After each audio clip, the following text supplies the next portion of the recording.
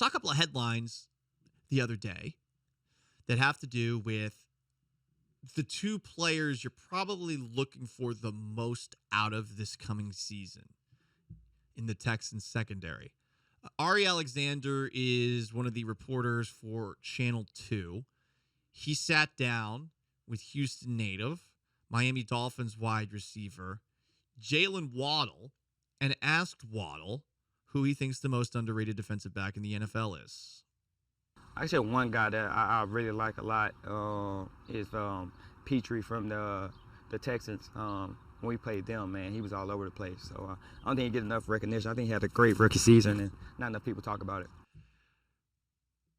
I think it's pretty interesting that Waddle noticed that during what was a depressing Texans game, which is to say something, because have they not all been over the last 3 years? That Texans-Dolphins game with Kyle Allen under center was brutal. Brutal. I think I had food poisoning after coming back from the airport that day, and I'm watching that game on my couch, and I was just miserable through every single minute of that game. But Waddle thought that Pitre played well enough in a game where, the rest of the Texans looked like crap. Pitre had the most tackles among all NFL rookies, the first player to record more than 125 tackles and intercept 5 passes since 2000. He looked really good last year, and I wonder, do you think that he's going to be the best player in the Texans secondary? Or is it going to maybe be Derek Stingley Jr.? Here's what's interesting about Derek Stingley Jr. And if you listen to DJ Bieneme and I do the Talking Texans podcast on the ESPN 97.5 YouTube channel and in podcast form once a week, DJ's been talking about how different Stingley looks. He's bigger. I think he's healthier. And if you've been watching him at practice, he's been looking really good. He's been erasing players out there. And it makes you hope, okay, he's bigger, he's stronger, it's his second year, he's healthier, and he's in a defense that maybe is more conducive to the way that he plays. Is this going to be the year where Stingley maybe isn't as good as Sauce Gardner was with the New York Jets last year, but is this the year where we're going to see Derek Stingley look like a guy who was worth a top 5 pick? Things are trending at the very least towards Stingley being a good player this year, which is honestly relieving. Because the way that you look back at last year's first-round picks, those are indictments on Nick Caserio, who, by the way, has a new title. Remember when everyone thought he might be leaving in the near future? Nick Caserio's new title, he is the general manager and executive vice president. Of the Texans. Oh, not the Patriots? No. Nick Caserio still with the Houston Texans. Did not leave them. Clown freak. For the New England Patriots. Clown freak wearing a vest. The clown freak's still around. In Houston. But if Stingley sucks next year, and if Kenyon Green isn't good next year, and by the way, it's trending towards Kenyon Green not being good again this year, because once again, he's dealing with injuries during the offseason, and if you're not working with the rest of the offensive line during the offseason, are you going to be behind the 8 ball like it felt like Green was at the start of the season? It's not looking good. So if Stingley and Green aren't good next year, yikes, like that's where you start to point at Nick Caserio and say, yo, you effed up, because that was his first round to play with. The year before, obviously, he's barely got any draft picks after what Bill O'Brien did to the Texans draft war chest. Why do they call it a war chest? Whatever the case. If you are looking for more out of Derek Stingley this season, I think that things are looking optimistic on that front. Obviously, you've got a lot of trophy headlines that are coming out. And as far as Pitre goes, Pitre, I think, is somebody who can take a step forward with what he did last year. He spoke with Aaron Wilson, who's also at Channel 2. He feels like he can be more patient in his approach to some of his tackles. He missed a lot of tackles last year. That was the one problem with Jalen Pitre. You like that he's all over the field, a guy who's constantly around the football. There's a skill in that. That's how Paul Gallant became an all-district safety for Shorecrest Preparatory School. People are still talking about that. All the time. 5 recovered fumbles in one season. Led the county. Yeah. I mean, Spencer Tillman literally talks about it once a show. He did. War chest, a reserve funds used for fighting a war, a sum of money used for conducting business or a campaign. The NFL loves to force like war metaphors into it. I mean, you got to fight for every inch. So the inches right in front of your face, the inches we need. I do think that there is a comparison. I'm not quite this isn't all the way out the oven yet, but there is a little bit of comparison heading into this year. Pitre and Stingley and Jalen Green and Alperen Sengun, where it's Pitre and Sengun are the kind of later picks. I mean, obviously, like the NBA draft's completely different. So being the 16th pick is like kind of being a second rounder in the NFL. And just the level of like, hey, these guys were both good. They impressed on lower expectations. Right.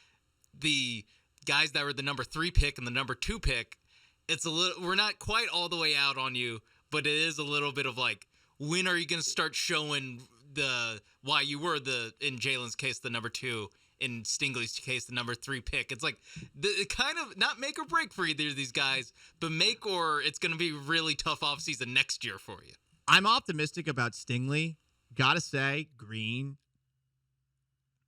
I get it. He posted a picture of himself running up a hill with Fred VanVleet. He also posted a picture of him looking at Fred VanVleet, the way that many would argue I look at Tom Brady, Tom Selleck, or just any man in general.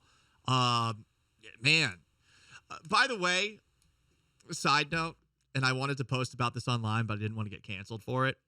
So you might have seen Josh Christopher, former Houston Rocket, who was traded away, guy who was a part of those viral videos with Jalen Green literally dry humping him in 2 different videos.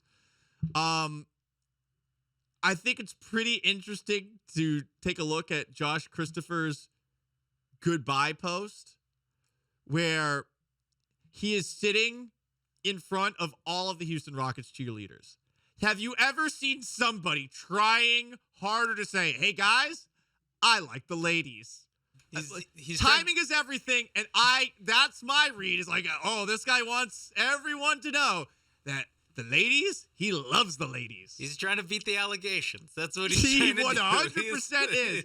And a forced photo with Houston Rockets cheerleaders, that does not make me think that you are getting all the ladies. It makes me feel like you're trying hard.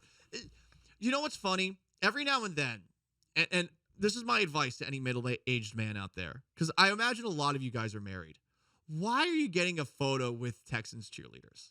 What's the goal here, like, of posting this on social media? Because you're just not gonna look cool. Why is I don't think I would look cool. Like, why is anyone above like cool. 19 doing this? Like, I remember one time, Sean, we were doing a radio show at Twin Peaks, the one on Kirby, the bane of my existence, the one where my cars had issues 4 times thanks to their stupid ass mandatory $10 valet bull bleep. While I was there, they kept on, there was like a bikini contest going on, and I'm 24 at the time, so obviously, like, I'm super horned up. It's my birthday party, essentially, on the air. But afterwards, like, I got a bunch of pictures taken with them, and I realized, like, wow, I look like such a loser. Like, I look like this, like a special needs kid. No offense to those with special needs, but I look like a Make-A-Wish person who's like out and like seeing women for the first time in his life. Yeah, it looks like they're doing charity for you. Like the charity, right. It's a like, it look does. at this guy. He's like, oh wow, like he you know, like take your kid to work day, wow, or take your kid to meet their hero day. He got to take a picture of the pretty lady. Look how special of a day it was for Paul. 100%. I remember I saw all of them one day, and I like went back through Facebook, and I was like, all right, I am literally just deleting all of these, deleting all of them. I think I also took pictures of the contestants. I took pictures of the contestants, and I was like, what am I doing? I think I posted the pictures. Because I think it was like a part of some on the radio like bit that we were doing. Oh, okay. I thought you were gonna try to play it off as like, no, it was an activation of some sort. It was a part of a contract that we had. It was sponsored. If you're a man and you're doing this, it does not look as good as you think it does. Stop. Get help. Seriously, the Michael Jordan. It just doesn't look as good or cool as you think it is. And if you do get the picture, just keep it to yourself. Because do you think people are going to be like, wow, look at, to use Paul as an example, wow, look at Paul hanging out with the Texans cheerleader at obviously an event where they're forced to be there. They're only, when people see that picture, they might like it. They might comment on it. Here's what they're going to be thinking about. Like, did you have hover hands? Number 1. Number 2, How awkward is your smile? Number 3, how much do those people look like they're in a hostage photo? That's what they're thinking about if you post that.